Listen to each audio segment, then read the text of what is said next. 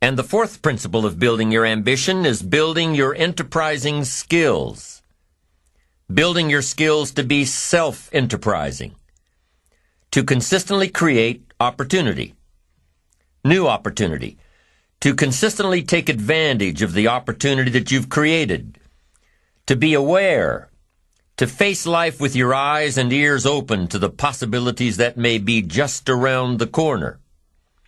An enterprising person is one who comes across a pile of scrap metal and sees the making of a wonderful sculpture. An enterprising person is one who drives through an old, decrepit part of town and sees a new housing development. An enterprising person is one who sees opportunity in all areas of life. To be enterprising is to keep your eyes open and your mind active. It's to be skilled enough and confident enough and creative enough and disciplined enough to seize opportunities that present themselves, regardless of the economy.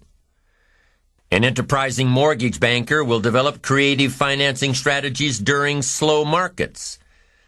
An enterprising lawyer will study new laws and market herself to people who may need help in those areas.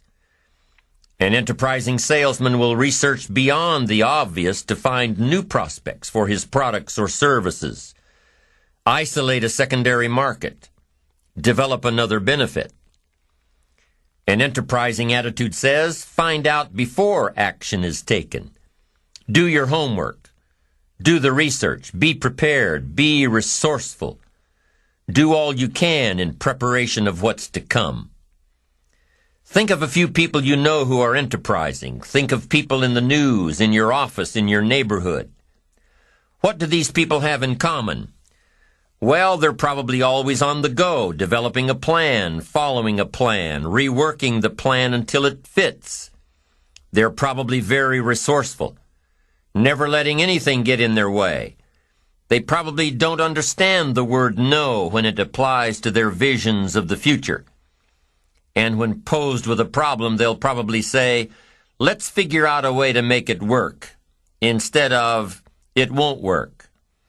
You need to be like that pesky little Energizer bunny. You need to keep going and going and going. Self-enterprising people always see the future in the present. Self-enterprising people will always find a way to take advantage of a situation, not be burdened by it. And self-enterprising people aren't lazy. They don't wait for opportunities to come to them. They go after the opportunities. Self-enterprise means always finding a way to keep yourself actively working toward your ambition. Self-enterprise requires two things. Number one, creativity. Creativity to see what's out there and shape it to your advantage. Creativity to look at the world a little differently. Creativity to take a different approach. Creativity to be different. And what goes hand in hand with the creativity of self-enterprise is number two, the courage to be creative. The courage to see things differently and the courage to go against the crowd. The courage to take a different approach. The courage to stand alone if you have to. The courage to choose activity over ease. And activity generally relates to how you feel about yourself. Understanding your self-worth, how valuable you are. What could you do if you had all the skills, took the classes, read the books, burned the midnight oil? What could you do? What true value could you develop? This is one of the better exercises. What could I become? What could I really do in the marketplace? In enterprise, home, family, experience, love, friendship, marriage. How valuable could I become? Am I valuable enough to work on what's not working so I can reach my full capacity? If I'm operating at 20%, what could I possibly do with the other 80%? Once you start understanding how valuable you are, it's a whole new experience. Understanding self-worth. It plays a major role in our ability to be self-enterprising. Our self-worth makes the difference between being lazy and being active. Being self-enterprising If we don't feel good about ourselves, we won't feel good about our lives. And if we don't feel good about our lives, we won't be very interested in looking for opportunities. So you see, being self-enterprising doesn't just relate to the ability to make money. Being self-enterprising also means feeling good enough about yourself, having a great enough self-worth to want to seek advantages and opportunities that will make a difference in the future. Enterprise is always better than ease. Every time we choose to do less than we possibly can, it affects our self-confidence, our self-worth. If we keep doing a little less every day, a little less, every day that we keep doing a little less, we are also being a little less. Can you imagine what you'd end up being after 10 years of doing a little less every day? It's devastating. Think about it. Doing less could ruin your life. Now, you can reverse the process of doing a little less. You can reverse this process by using your self-direction, your self-reliance, your self-discipline. You alter the course by doing a little more each day. A little more. And pretty soon, you'll develop a new habit of doing rather than neglecting. And days and weeks and months of doing a little more will ultimately do what? It'll increase your confidence and your courage and your creativity and your self-worth. In the end, it's how we feel about ourselves that provides us with the increased courage and creativity for self-enterprise. It's how we feel about ourselves that provides the greatest reward from activity and enterprise. It's not what we get or what we accumulate that makes us valuable. It's what we become that makes us valuable. Success isn't in the having. Success is in the doing. It's the process of doing that brings value. It's the activity that transforms our dreams into reality, that converts ideas into actuality. Self-enterprise is found in the activity, for without activity we'll miss the opportunity. Let me tell you what I think most messes with the mind.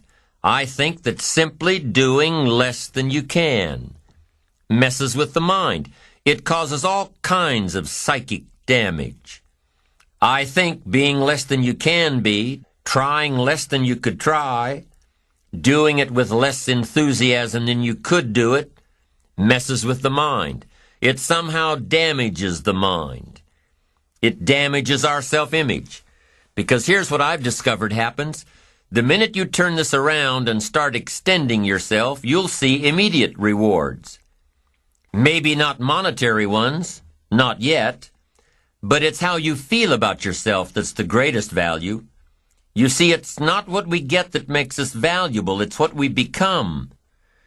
Discover all you can do, see how much you can earn, how much you can share, how much you can start, how much you can finish, how far you can reach, how far you can extend your influence. Some people out there would have us believe that positive affirmation is more important than activity. Instead of doing something constructive to change our lives, they would have us repeating slogans and canned affirmations like every day and in every way, I'm getting better and better. Well, getting better and better doesn't just happen from wishful thinking. Getting better and better only happens with the discipline of doing better and better. Discipline is the requirement for progress, and affirmations without discipline are in reality delusions.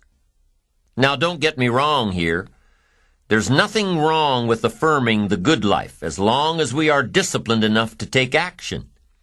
Affirmations can be effective as long as we remember two very important rules. Number one, we should never allow affirmation to replace action, activity, enterprise.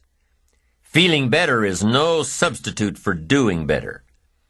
And number two, whatever we choose to affirm must be the truth. If the truth happens to be that we're broke, the best affirmation would be to simply say, I'm broke. Wow, face it, accept it, be responsible for it, and change it. By admitting that you're broke, by saying it out loud, you'll probably be disgusted enough to start the thinking process on how to change it. Anyone saying I'm broke with conviction will most likely be driven from ease into action. Confronting harsh realities has an incredible effect. Confronting the truth and then applying the discipline to express the truth instead of disguising it inevitably leads to positive change. And reality is always the best beginning. You see, within reality lies the possibility to create our own personal miracle. Our own personal miracle, and the power of faith starts with reality. If we can bring ourselves to state the truth about a situation, then, as the saying goes, the truth will set us free. Here's another old saying: faith isn't faith unless it's all you're holding on to. If your life and circumstances have resulted in a situation that is ugly, call it ugly. If you've lost it all, admit that you've lost it all. Be responsible to it. And if faith is all you've got left, use it. Create your own personal miracle. Once we understand and accept the truth, the promise of the future is freed from the shackles of deception. Once we accept the truth, the promise of the future will pull us. Here are some creative techniques that'll help keep you on the right track toward that promising future. Remember, creativity is the first requirement for self-enterprise. Number one, think on paper. You can't take a trip to somewhere new without a roadmap. You can't build a house with the plans in your head. You can't build a company with the business plan in your head. You can't seek venture capital with the financials in your head. But here's what you can do. Put it all on paper. Your roadmap, your blueprints, your business plan, your financial projections. When you put it on paper, you can analyze your path, solve your problems, and isolate what works and what doesn't. You can use this for your life as well. If you're faced with a mental roadblock, put it all down on paper. Like we talked about before, when you put a problem on paper, you take the emotion out of it. With the emotion gone, you can look at the roadblock objectively. You can figure out what you did right, and you can figure out what you did wrong. You can figure out how to change it. So here's what you do. Pick a problem out of your head and pull out a piece of paper. Then draw a line down the middle. On the left-hand side, jot down the problem. Just what is the problem? Write it out. We've got so much going on in our heads that we can't figure things out until we take a piece of it out and put it on paper. What is the problem? This is the problem. State it the best you can. The doctor says, "Oh, you look good. Come and see me in a year." And you say, "No, doc, I'm hurting here." He says, "No, that's negative. Just be positive." No, we've got some negative stuff we need to deal with. So what is the problem? State the problem. Write it down.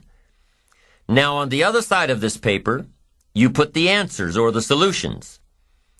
And I've got 3 questions to ask in order to find the answers. And by the way, these 3 questions can be used to solve almost any problem. Here they are. The first question you need to write down is this: what can I do? What can I do?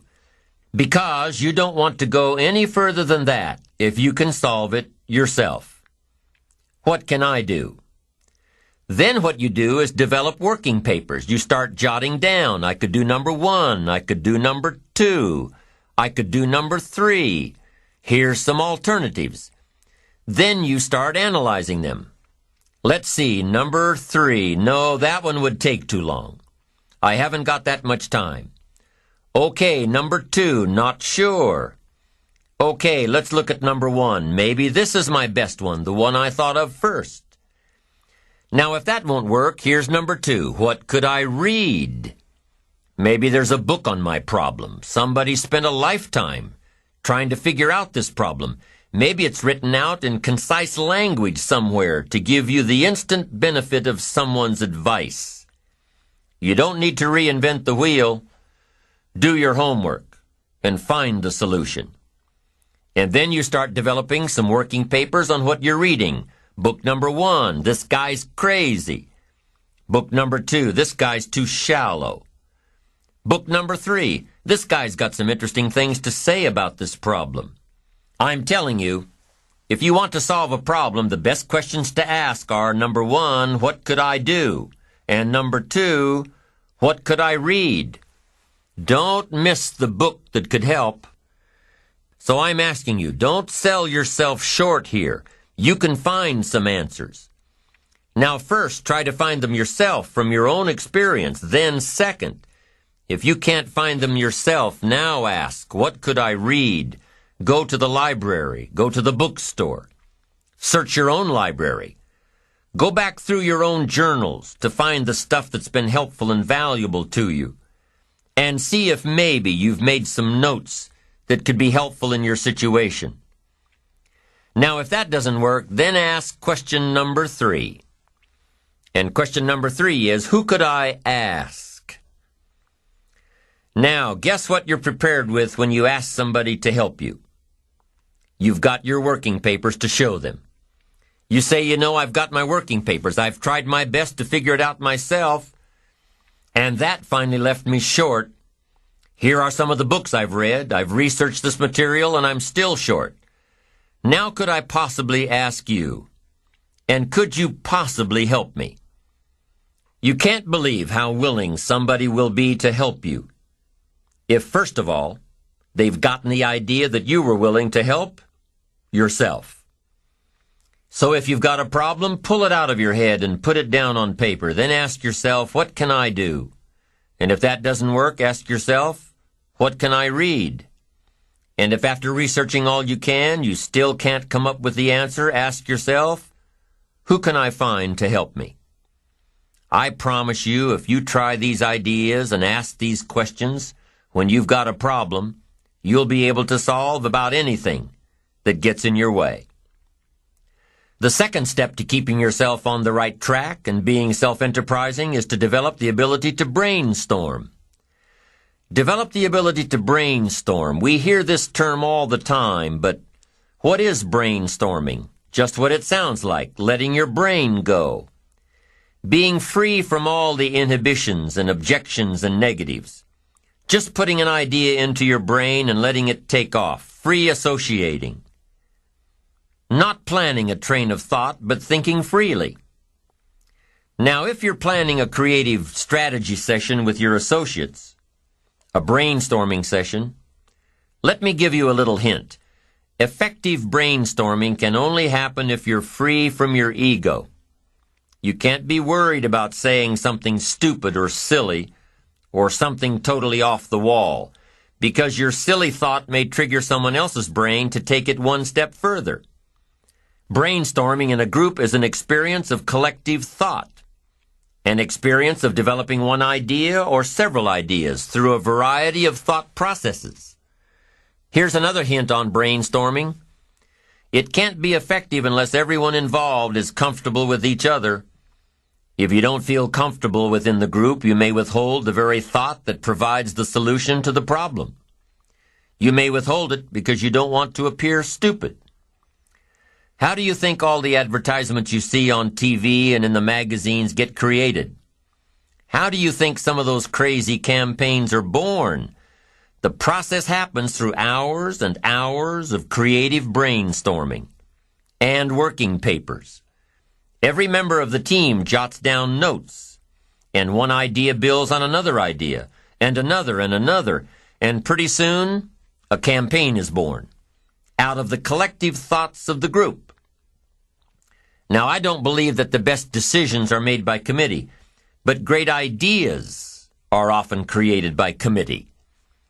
That's number 2 to keeping on the track of self-enterprise. Finding answers through brainstorming, whether you're letting your brain go by itself or whether you're part of a group. Brainstorming can often lead you to solutions. Solutions you'd never have thought of if you'd imposed parameters on your thought process. Here's number 3 for creatively keeping on the track of self-enterprise. And it's really an extension of number 2. Number 3 says, imagine outlandish solutions. Get your brain out of the ruts by considering ideas without considering their practicality. Consider ideas without considering how practical they are. You see, if you allow yourself to think without confinement, you may come across a solution that seems totally inappropriate. But guess what else this type of thinking will do? It'll allow you to open up the process, which will eventually lead to totally appropriate solutions. The 4th creative technique for keeping yourself on the right track to self-enterprise is through flowcharts and doodles and formulas. That's right, doodling. The thing you got in trouble for in grade school is actually quite stimulating to the brain, because the way you think while doodling is quite different than the way you think while creating a flowchart or writing a formula. Your doodles may end up looking like some symbol that will trigger your brain to think of an alternative solution. Drawing creative doodles wakes up a different part of your brain. Try creating a flowchart showing the path to success. What does it look like? Is it a straight course? Is it a varied course? Does it have a lot of curves and corners and different angles? Try creating a flowchart to success. It doesn't matter if it ends up being accurate or not. What matters is that it's stimulating the creative thought process. And once you awaken that creative part of you, you'll be amazed at the opportunities that were always there, ones you never saw before. It's all a matter of how you look at life and opportunities. The 5th method of creatively staying on the self-enterprising track is to access the information highway. It's amazing the kind of information that comes across the phone lines these days. With your computer, either your home computer or the one you've got at work, you can go online with hundreds of services. You can access stock quotes. You can access worldwide newspapers. You can do research. You can call up a bulletin board and directly ask questions of other users. You can make new contacts, develop an entirely new network. By taking advantage of the electronic age, you can learn more than you could otherwise learn, meet people that you'd otherwise never meet. You can find information that your library may not have.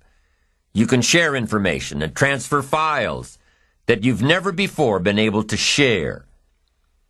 Many people are afraid of their computers. They don't take advantage of all their system has to offer. Work with your computer. Find out what types of information and services you can access. Use it as a new resource, a new specialized resource that's yours for the taking. The 6th technique for staying on track: commit yourself to learning. Feed your mind. Sharpen your interest in 2 major subjects, life and people. Learn how you can better interact with others. Learn more on how to get the most from life. Learn all that you can so that you can become all that you can become. Learning is the beginning of a life worth living. Learning is the beginning of wealth. Learning is the beginning of happiness. Learning is the beginning of health. Learning is the beginning of spirituality and faith. Learning and searching is where the process of creating your own personal miracle begins. Learning is the beginning of self-enterprise. So there you have the 6 steps in creatively building your self-enterprise traits and ultimately building your ambition. Number 1, think on paper.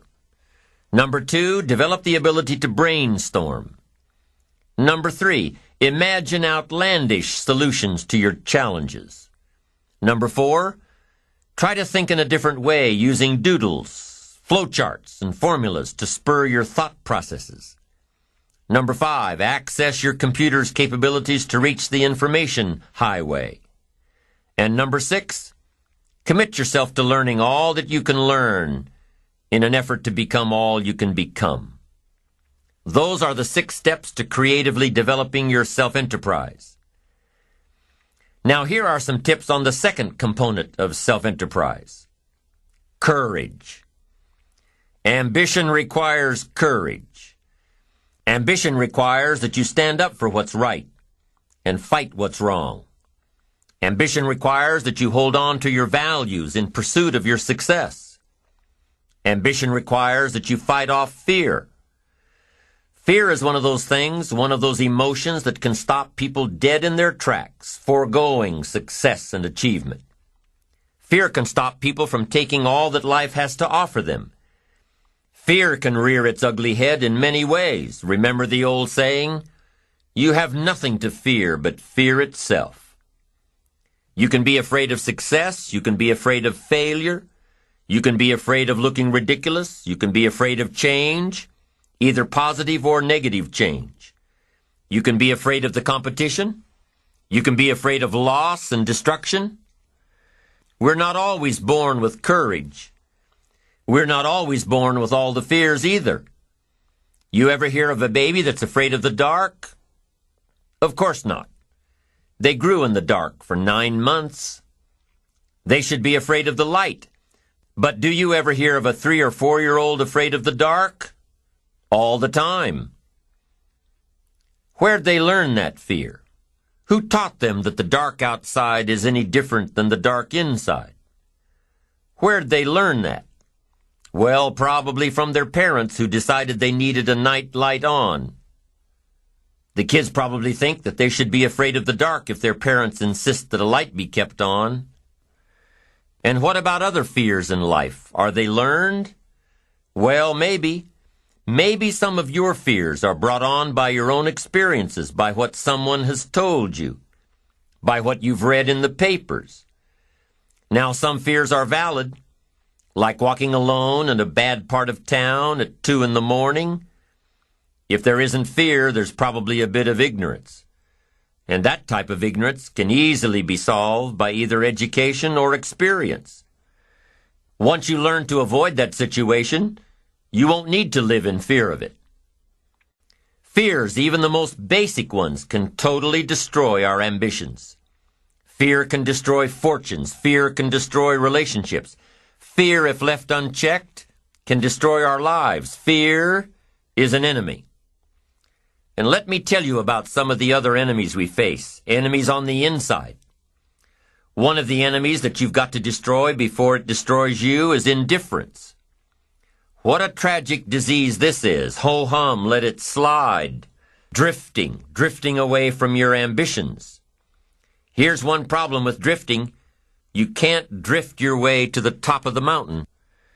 Next one, an enemy inside all of us, indecision. Indecision is called the thief of opportunity, the thief of self-enterprise. It'll steal your chances for a better future. Take sword to this enemy, indecision. Next enemy on the inside is doubt. Sure, there's room for healthy skepticism. You can't believe everything, but you can't let doubt take over. Doubt the past and doubt the future and doubt each other and doubt the government and doubt the possibilities and doubt the opportunities and doubt yourself. I'm telling you, it'll destroy your life and destroy your chances and empty your bank account and empty your heart. Doubt is an enemy. Go after it. Get rid of it. Next is worry. We've all got to worry some, but don't let it conquer you. Let it alarm you. We've all got to be alarmed, but we don't want to be conquered. Worry is useful. 3 o'clock in the morning, your daughter's not home yet. You've got to worry. Step off the curb and one of those zealot taxis is coming. You've got to worry. But you can't let worry loose like a mad dog that drives you into a small corner. Here's what you've got to do with your worries. Drive them into a small corner. Whatever's out to get you, you've got to get it. Whatever's pushing on you, you've got to push back. Guess where illness is in your life? Illness is constantly testing the outer edges of your health plan, looking for a weak spot. And if illness can find a weak spot, it'll muscle in and take the territory. Unless you've got enough discipline and power to say, I'm not going to let that happen. I'm going to fight illness like an enemy. I'll work on my health plan enough to destroy it. The next enemy inside is overcaution, the timid approach to life. Timidity is not a virtue. It's an illness. And if you let it go and go and go, it'll conquer you, leave you without a promotion. Timid people don't get promoted. They don't advance and grow and become powerful in the marketplace. And it's possible to conquer it. Do battle with the enemy. Do battle with your fears. Do battle. Build your courage to fight what's holding you back, keeping you from your ambition. Do battle. Have the courage to fight back. Be courageous in your life and in your pursuit of what you want and who you want to become. Here are a few techniques to help build your courage. Number one, put all remote possibilities out of your mind. Don't worry about things you have no control over. Don't spend your time thinking about all the bad things that might happen to you. Don't spend your time plotting and planning ways to make sure these things will never happen to you. Courageous people don't worry about the unlikely, things out of their control. They concentrate on what they can control. Number two, face your fears before you start something. Imagine difficult situations before they occur. Make a list of the worst that could happen, and you'll probably see that it's not so bad after all. A friend of mine lost everything a few years back: home, cars, possessions, antiques, art, jewelry, credit, lost it all. So now, on her way back up, whenever she's faced with a tough decision, she asks herself, what's the worst that can happen? And guess what? She's already been through the worst and survived, so it's not an issue anymore. Now, you don't have to lose everything to lose that particular fear, but what I'm saying is, once you face your fear, you can move on. Once you've itemized out the worst that could possibly happen, you'll see that you have the inner strength to deal with it. And if you've looked at the possibilities beforehand, you'll probably never be faced with the situation at all. Why? Because you've already thought about it. You've already thought it through. And by contemplating what might happen, you'll chart your course to make sure that it doesn't. So the first courage-building technique is to put the remote possibilities out of your mind. The second, to face fears beforehand. And the third technique to build your courage is to imagine the alternative. See in your mind the end result of giving into your fear. Really feel the cost of being ruled by fear. Then really feel the gain of following your ambition courageously. Weigh the two. See the difference. If you've been invited to address your national sales convention and are scared to death of public speaking, what should you do? Well, you could decline the invitation, knowing full well that your fears are holding you back, or you could take some classes, read some books, practice in front of a video camera, and see yourself stepping up to a whole new league, gaining more notoriety in your field, increasing your opportunities for future success. Once again, it's your choice. Be fueled by your fears or face your fears. It all depends on how you can live with yourself, always afraid of taking the next step. When you plot out your course for success, you know that there'll be some touchy moments when fear may get the best of you. But remember, if you use your visual chain thinking, if you can see your future ahead of you, if you really want what you're going after in pursuit of what you'll become, if you really have ambition, then you know that true success comes from taking the enterprising route.